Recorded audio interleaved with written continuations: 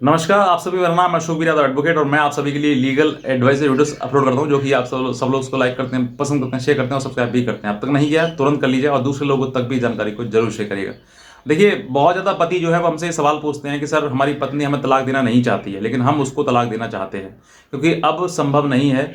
और मैं कुछ भी मतलब अपने जीवन में कर लूँ, लेकिन उसके साथ मैं नहीं रह सकता हूँ। चाहे कोर्ट जो है मुझको खर्चा दे बांधने के लिए बोल दे या मुझे सजा कर दे, कुछ भी कर दे, लेकिन मैं जो है उसके साथ अब नहीं रहूँगा। ऐसे बहुत सारे पति हैं।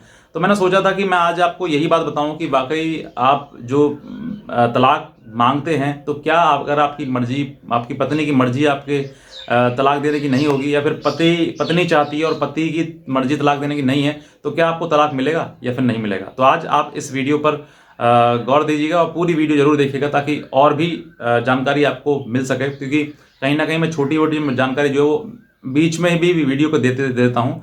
तो आप इस वीडियो को पूरा जरूर देखिएगा अंत तक और सब्सक्राइब कर लीजिएगा अगर आप नए हैं, और दूसरे लोगों तक भी जानकारी को जरूर शेयर करिएगा। देखिए, सबसे पहले बात करते हैं हम डाइवोर्स की। हालांकि डाइवोर्स अपने आप में एक डरावना शब्द है। डरावना मैं क्यों कह रहा हूँ इस बात के लिए, क्योंकि शादी जो है वो कहते हैं ना पूरे जीवन का खेल है। पहले तो कहते थे 7 जन्मों का संबंध है। अब तो 7 जन्म छोड़िए, 7 महीने चल जाए वही बहुत है।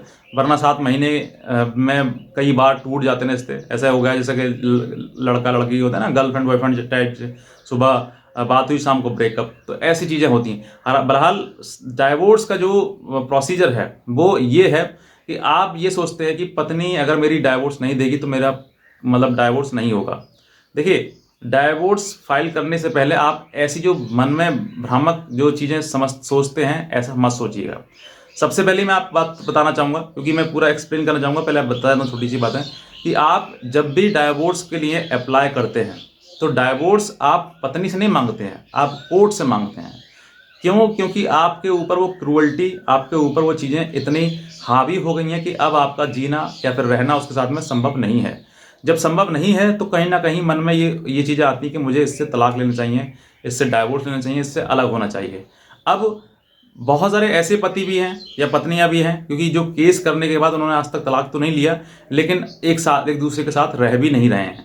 कारण क्या है कि कहीं ना कहीं उनकी जो थॉट्स हैं, उनकी जो सोचने की चीज़ें हैं, वो नहीं बन पाती हैं, और वो उनके दोनों के बीच में जो डिस्प्यूट है वो लगातार बढ़ते चले जाता है। तो ये केसेस करने के बाद, मतलब जैसे आप पत्नी ने किसी प्रकार से उनके ऊपर सेक्शन 498 केस कर दिया, डीबी का कर दिया, मेंटेनेंस का कर दिया, और भी 406 वगैरह और भी केस कर दिए, तो पति जो है वो ये सोचता है कि मुझे इसके साथ में नहीं रहना है, अब चाहे पूरा जीवन अलग अकेले ही काटना क्यों ना पड़े।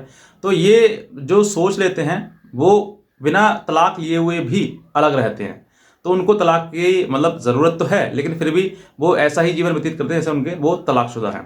बहरहाल, जो तलाक है, डाइवोर्स है, डाइवोर्स का केस जो आप फाइल करते हैं, मैं दोनों के लिए है, पति पत्नी के लिए नहीं है स्पेशल, कि जब आप डाइवोर्स का केस फाइल करते हैं तो आप उसमें वो सभी ग्राउंड्स, वो सभी दस्तावेज जो कि आपको डाइवोर्स दिला सकते हैं। डाइवोर्स दिलाने का मतलब क्या है कि आपके लिए वो क्रूअल्टी के ग्राउंड्स, जिस ग्राउंड पर आप लेना चाहते हैं, आपकी पत्नी किसी के साथ नाजायज संबंध बनाती है, या वो किसी और के साथ रहती है, या उसके अंदर और कोई भी किसी प्रकार से माँ बाप से अलग होने की बहुत सारे ग्राउंड्स हैं, जो मैं आपको स्पेशली एक वीडियो बना चुका हूँ मैं इसके बारे में।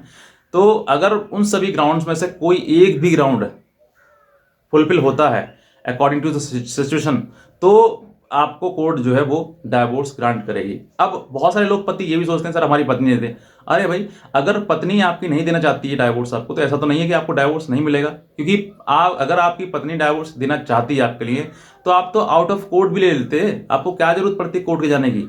आप कोर्ट तभी तो गए हैं जब आपको कोर्ट में मतलब आपकी बातें सब सेटल बाहर नहीं हो रही हैं, आपकी पत्नी आपको डाइवोर्स नहीं दे रही है, या फिर आपसे किसी प्रकार के आप दोनों के आपसी संबंध नहीं बन रहे हैं, तभी तो आप कोर्ट की अप्रोच कर रहे हैं, तभी तो आप कोर्ट जा रहे हैं।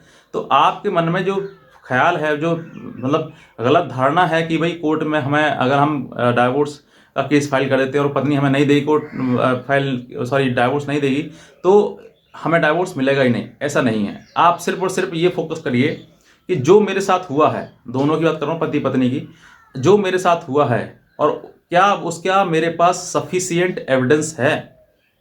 अगर आपके पास एविडेंस है तो आपको ना ही तो पति से ज़रूरत है ना पत्नी से ज़रूरत है, डाइवोर्स आपको कोर्ट दे देगा।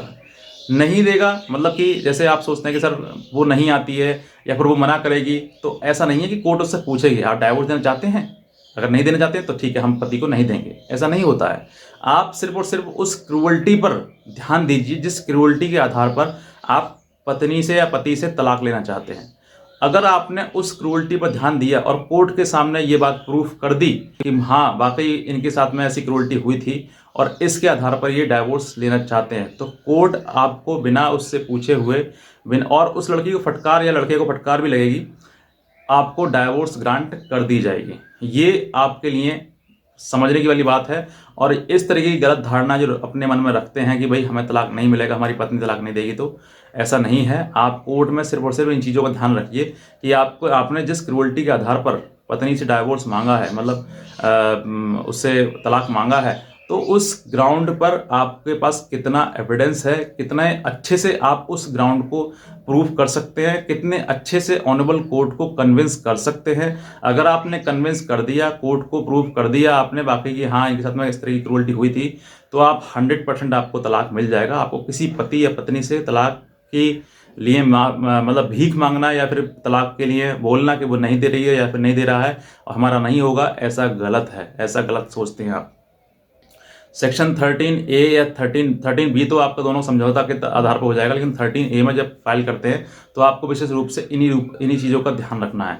और इन केसेस में फाइल करते हैं तो एक बार अपने वकील से भी संपर्क कर लें, ताकि वकील भी आपको प्रॉपर तरीके से गाइड कर दे कि, और ये सवाल जरूर पूछें कि सर ये जो एविडेंस है हमारे पास, क्या इस एविडेंस के आधार पर हमें डाइवोर्स मिल सकता है। पता चली कि पूरा केस लड़े आपने, साल 2 साल 3 साल खराब कर दिए, उसके बाद लास्ट में डिसीजन ये आया कि अरे डाइवोर्स नहीं होगा, मतलब डिसमिस कर दिए जो आपकी पिटीशन था, तो ये ऐसा बाद में आपको पछताना ना पड़े। इससे पहले आप वकील से संपर्क करें और वकील से भी पूछें कि भाई इतना मेरे पास एविडेंस है, क्या इस पर कोर्ट जो है वो, क्योंकि काफ़ी अनुभव होता है वकीलों को भी कि वो आपको डाइवोर्स मिल सकता है फिर नहीं मिल सकता है। तो ये एक मेरी तरफ से जानकारी थी। अगर आप इस तरह की जानकारी से आप संतुष्ट हैं या फिर आपको अच्छा लगा तो तुरंत सब्सक्राइब करें और दूसरे लोगों तक भी जानकारी का जरूर शेयर करें। और अगर आप हमसे भी कोई हमारी लीगल एडवाइस लेना चाहते हैं तो आप हमारे दिए हुए नंबर पर हमें संपर्क भी कर सकते हैं। आज का वीडियो देखने आपसे बहुत धन्यवाद।